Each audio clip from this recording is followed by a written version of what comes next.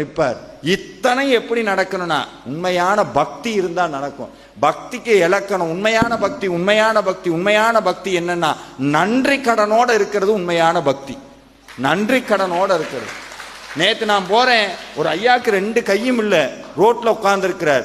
நான் முன்னாடி உட்கார்ந்து இருக்கேன். அப்பதான் என் கை நினைப்பே வருது, எவன் செஞ்ச புண்ணியம், யார் எனக்கு இந்த கையை கொடுத்தா?